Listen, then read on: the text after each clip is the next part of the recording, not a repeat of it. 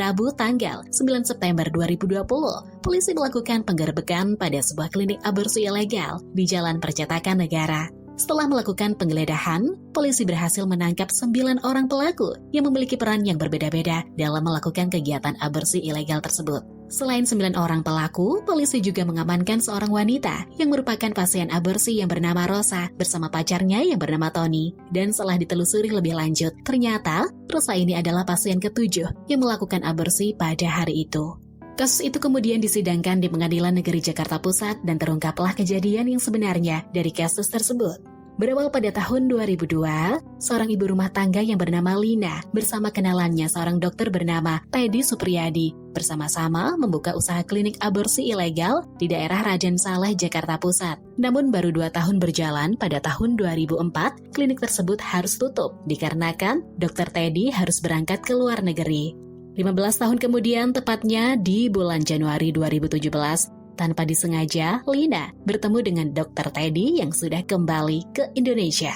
Pada saat itu, Dr. Teddy mengajak Lina untuk membuka kembali klinik aborsi di Jalan Percetakan Negara, Jakarta Pusat. Atas ajakan Dr. Teddy tersebut, Lina pun menyetujuinya. Dan di bulan Maret 2017, mereka berdua pun mulai menjalankan usaha klinik aborsi, yang mana untuk alat-alat perlengkapan aborsi disiapkan oleh Dr. Teddy dengan cara membelinya di Pasar Pramuka, Jakarta. Namun, baru berjalan 2 bulan, tepatnya di bulan Mei 2017, Dr. Teddy meninggal dunia karena serangan jantung. Karena tidak memiliki background di bidang kesehatan, Lina menutup sementara klinik aborsi sambil mencari dokter untuk menggantikan posisi Dr. Teddy. Saat itu, Lina menghubungi dokter kenalannya bernama Anggi. Ia mengajak Dr. Anggi untuk bekerja di klinik miliknya.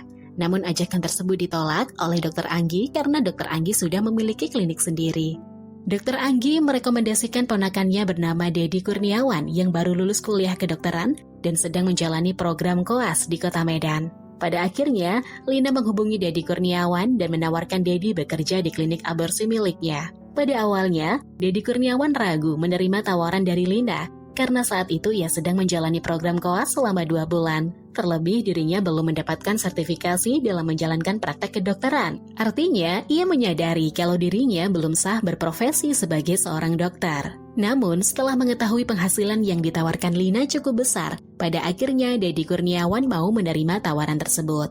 Pada saat itu, Deddy Kurniawan mengatakan kepada Lina kalau ia baru bisa datang ke Jakarta pada bulan September. Sambil menunggu kedatangan Deddy Kurniawan, Lina mulai merekrut beberapa orang untuk bekerja di klinik aborsi miliknya, yaitu Yuslina. Dengan diberi gaji 250.000 setiap harinya, ia diberi tugas menenangkan pasien saat proses tindakan aborsi, serta membantu pasien untuk minum obat setelah selesai tindakan. Kedua, Lilis Lestari. Ia diberi tugas mengatur posisi pasien, menyiapkan dan mensterilkan alat-alat aborsi, serta membuang janin yang telah diaborsi ke dalam kloset. Lina memberikan gaji kepada Lilis Lestari 150 sampai 250.000 setiap harinya.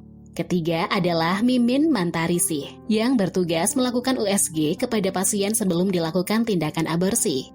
Keempat adalah Natalia. Ia bertugas membuat meregistrasi setiap pasien yang datang dan menerima pembayaran jasa aborsi. Kelima, ada Sri Mulyati. Dengan diberikan gaji 250.000 setiap harinya, ia bertugas memberikan teh panas dan obat pengurang rasa nyeri kepada pasien. Keenam, ia merekrut Ega Darmawan yang ditugaskan menjemput pasien sekaligus sebagai cleaning service. Ega mendapatkan gaji 150.000 setiap harinya. Ketujuh, ada Rahman alias Bento dengan mendapatkan gaji 100 sampai 250.000. Ia bertugas sebagai keamanan yang bertugas menjaga di depan pagar klinik. Pada saat sedang merekrut karyawan, Lina juga berkenalan dengan seseorang yang bernama Feby melalui sambungan telepon. Feby menawarkan diri untuk menjadi calo atau orang yang membawa pasien ke klinik milik Lina. Nantinya, Feby akan mendapatkan fee sebesar 50% dari setiap pasien yang ia bawa. Atas penawarannya Feby, Lina pun menyetujuinya. Apalagi saat itu, Feby mengatakan kalau dirinya akan membuat website untuk iklan jasa aborsi. Kembali ke Deddy Kurniawan. Di bulan September 2017, ia berangkat dari Medan ke Jakarta dan tiba di klinik milik Lina. Terlebih dahulu, Lina langsung mengenalkannya dengan para karyawan serta menunjukkan ruangan tindakan dan ruang tempat Deddy Kurniawan bisa beristirahat. Sebelum mulai menjalankan praktek aborsi, terlebih dahulu, Lina menjelaskan kepada Deddy Kurniawan tentang bagian keuntungan untuk mereka. Lina mengatakan dari setiap keuntungan yang didapat 50% akan diberikan kepada Feby dan 50% untuk klinik. Dari 50% untuk klinik tersebut, 60% untuk biaya gaji karyawan dan sisa 40% dibagi 2 untuk Lina dan Dedi Kurniawan. Untuk jam operasional klinik dibuka di hari Senin sampai hari Sabtu dan jam kerjanya dimulai pada jam 8 pagi dan tutup di jam 1 siang. Setelah itu bersama-sama mereka mulai menjalankan praktek aborsi di klinik tersebut. Di luar dugaan, ternyata klinik aborsi milik Lina cukup banyak peminatnya. Dalam sehari, Feby bisa membawa 5-10 orang pasien untuk melakukan aborsi ilegal di klinik tersebut. Untuk tarif atau biaya tindakan aborsi itu dipatok dengan harga Rp2.500.000 sampai dengan Rp5 juta per pasien. Dan dalam pelaksanaan aborsi, mereka hanya membutuhkan waktu sekitar 30 menit, yang mana proses aborsi di ruang tindakan selama 15 menit, sisanya adalah proses administrasi dan stabilisasi kondisi pasien. Oh iya, klinik milik Nina itu hanya menerima aborsi untuk pasien dengan usia kehamilan 5 minggu sampai 14 minggu. Dengan pertimbangan bahwa pasien dengan kehamilan di atas 14 minggu sangat beresiko apabila dilakukan aborsi. Jadi, sistem kerjanya mereka begini guys. Pada awalnya, para calon pasien mengetahui tentang klinik aborsi milik Lina dari website yang dibuat oleh Feby. Di website itu telah tercantum nomor teleponnya Feby.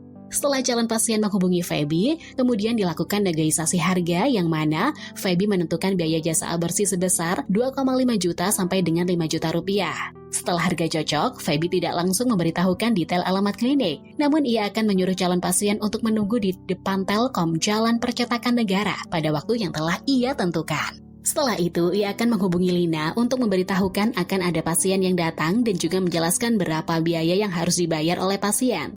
Pada hari yang telah ditentukan, calon pasien yang menunggu di depan Telkom Jalan Percetakan Negara akan dijemput oleh karyawan klinik yang bernama Ega Darmawan. Setelah sampai di depan klinik akan dibukakan pintu oleh Rahman. Pasien akan diarahkan ke ruang pendaftaran yang dijaga oleh Natalia, yang mana terhadap pasien dilakukan registrasi terkait nama, alamat, dan lain sebagainya. Sebelum diambil tindakan, pasien harus melakukan pembayaran jasa aborsi dan biaya USG yang mana uangnya langsung ditransfer ke rekening milik Lina. Setelah pasien selesai membayar jasa, pasien akan diarahkan ke ruang USG yang sudah ditunggu oleh Mimin Mantarisi. Di ruang USG dilakukan pengecekan usia kehamilan dari pasien. Setelah dipastikan usia kandungan pasien masih di bawah 14 minggu, pasien dibawa ke ruang tindakan yang sudah ditunggu oleh Lilis dan Yuslina. Kemudian, Lilis dan Yuslina akan membuka celananya pasien dan menggantinya dengan kain yang berwarna putih. Selanjutnya, pasien dibawa ke tempat tidur. Nantinya, pasien akan tidur dengan posisi terlentang dengan kaki mengangkat. Setelah itu, Lilis akan memanggil Dedi Kurniawan di ruang istirahat. Selanjutnya, Dedi Kurniawan masuk ke ruang tindakan. Ia memakai sarung tangan dan mereka mulai mempersiapkan alat-alat pendukung proses aborsi. Setelah selesai dengan beberapa tindakan awal kepada pasien, Dedi Kurniawan mulai memasukkan selang penyedot ke mulut rahim dan mulai melakukan penyedotan. Nantinya, hasil sedotan dari janin yang masih berbentuk gumpalan darah dimasukkan ke dalam sebuah tabung. Setelah selesai melakukan penyedotan, tabung yang berisi gumpalan darah itu akan dibuang oleh Yuslina ke dalam kloset. Setelah tindakan aborsi itu selesai, pasien yang dalam keadaan lemas dibawa ke ruang istirahat pasien. Kemudian, Sri Mulyati akan membawakan teh panas dan memberikannya kepada pasien. Setelah pasien selesai minum teh panas, Yuslina akan memberikan obat pengurang rasa nyeri kepada pasien. Pada saat kondisi pasien mulai membaik, Lilis memasangkan pembalut jenis softtek dan memakaikan celana kepada pasien lagi. Dan setelah selesai tindakan aborsi itu, pasien dipersilahkan pulang. Namun sebelum pulang, pasien diberikan beberapa obat untuk pasien minum di rumah. Setelah melalui beberapa rangkaian persidangan, pada akhirnya hakim menjatuhkan putusan yang isinya menghukum Lina dan Dedi Kurniawan dengan hukuman 2 tahun penjara. Sedangkan terhadap para karyawan klinik lainnya dihukum penjara selama 1 tahun dan 6 bulan penjara. Nah, gimana nih pendapat teman-teman tentang kasus aborsi ilegal ini? Sudah adilkah putusan yang diberikan oleh hakim kepada para pelaku? Tulis pendapatmu di kolom komentar ya. Terima kasih.